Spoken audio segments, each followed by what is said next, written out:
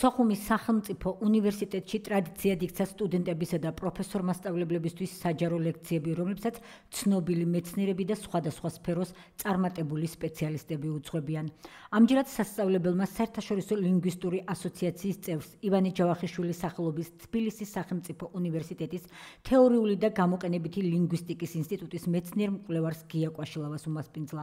მეცნიერმა საჯარო ლექცია წაიკითხა თემაზე პროტოქართველების, პროტოქართველური ენისა და წარწერების შესახებ.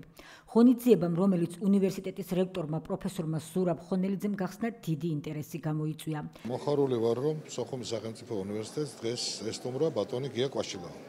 ეს არის ძალიან დიდი მეცნიერი, ძალიან დიდი მოღვაწე, ფესტოსის დისკოსა და აკლასის ხაზოვანი წარწერების გახსნა არის მასთან დაკავშირებული ადამიანი, რომელიც მაღალი რეპუტაციით სარგებლობს სამეცნიერო წრეებში, არა მხოლოდ ქვეყნის შიგნით, არამედ ქვეყნის პარლებს გარეთ. არის არაორდინალური დამოკიდებულება მის დამი, მაგრამ იმდენად დამადასტურებელი ეს პოზიცია, რომელსაც ბატონი გია წარმოადგენს, რომ მას აქვს საერთაშორისო აღიარება. დღევანდელი დღე იძლევა საშუალებას, რომ ბატონმა გიამ წარმოადგინოს მთელი თავისი ამოღვაწარი, თავისი აზრები, რომელსაც კიდევ ერთხელ ვამბობ, მიეცამ ძალიან მაღალი შეფასება საზოგადოებრივ სამეცნიერო კვლევით ცენტრებში, ქვეყნის პარლებს გარეთ, მათ შორის კემბრიჯში, ოქსფორდში და ასე შემდეგ და ასე შემდეგ. ეს არის ახალი სიტყვა დარგში და მე მიხარია, რომ ბატონი გია დღევანდელი დღის შემდეგ ყველა საერთაშორისო რანგის შეხვედრებზე და კონფერენციებზე იქნება როგორც სოხუმის სახელმწიფო უნივერსიტეტის ერთ-ერთი ღირსეული მეცნიერ-მკვლევარი. ჩვენ გვყავს გონიერი სტუდენტები. მე მინდა რომ მათ ნახონ რა სიღრმე აქვს საქართველოს.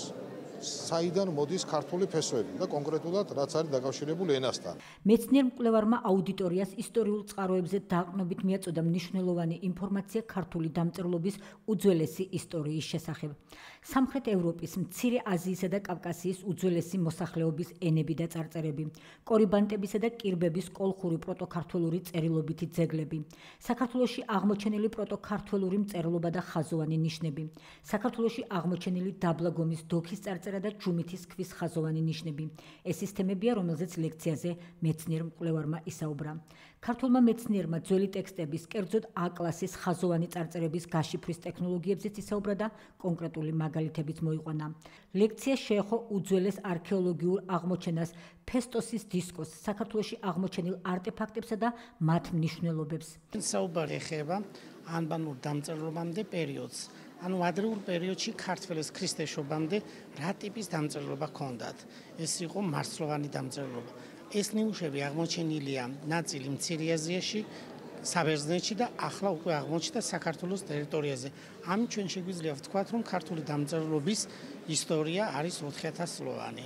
ამ ხრივ შესაძლებელია ქართველებმა, სამხრეთ კავკასიელებმა თქვან სიტყვა იმ ხრივ, რომ მათი კულტურული საქმიანობა ძველი ევროპის ისტორიაში მნიშვნელოვნად იყო წარმოდგენილი. ჩვენი მსმენელები უმეტეს შემთხვევაში ახლა დღეს აქ არის სტუდენტები, იმიტომ რომ ინფორმაცია ჰქონდეს სტუდენტებს, რომ რამდენად არის ახალი კვლევები წარმოდგენილი ისტორიაში, არქეოლოგიაში, ენათმეცნიერებაში და ასე შემდეგ. კიდევ არის ერთი დარგი, რომელიც მოიცვა უკვე ჩვენმა კვლევებმა, ეს არის მათემატიკა, უშუალოდ ძველი ტიპის დამწერლობაში, როგორ არის მათემატიკური ნაწილი წარმოდგენილი. ეს საკითხი ძალიან მნიშვნელოვანია, რომ ფართო განვითარება პოვოს სტუდენტებში და ჩვენ ფაქტობრივად ინტეგრაცია მოვახდინოთ ევროპულ სისტემასთან, ევროპულ კულტურასთან. ღონისძიების მეორე ნაწილი კითხვა-პასუხის რეჟიმში წარიმართა.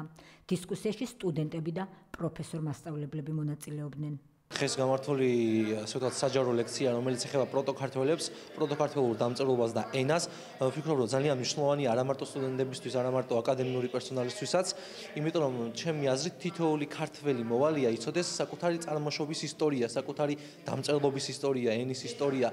და აღნიშნო ის, რომ სოხუმის სახელმწიფო უნივერსიტეტში უკვე ტრადიციად იქცა მსგავსი ხასიათის საჯარო ლექციების ჩატარება, რისთვისაც პირველ რიგში მადლობა მინდა გადავუხადო უნივერსიტეტის რექტორ როგორც ბატონ ზურაბხონელიძეს, რადგან ვთვლი, რომ ასეთი საჯარო ლექციები სტუდენტების არაფორმალური განათლებისთვის ძალიან მნიშვნელოვანია. დამკვიდრდა უკვე ტრადიციად, როგორც ჩემმა მეგობარმა აღნიშნა, რომ სოხუმის სახელმწიფო უნივერსიტეტში ხშირად ტარდება საჯარო ლექციები, ვორქშოპები და თუნდაც სამეცნიერო კონფერენციები. პირადად ჩემთვის ძალიან საინტერესო იყო ეს ლექცია, იმიტომ რომ ბევრი სიახლე გავიგე ქართულ წარწერებზეც და ისტორიაზე.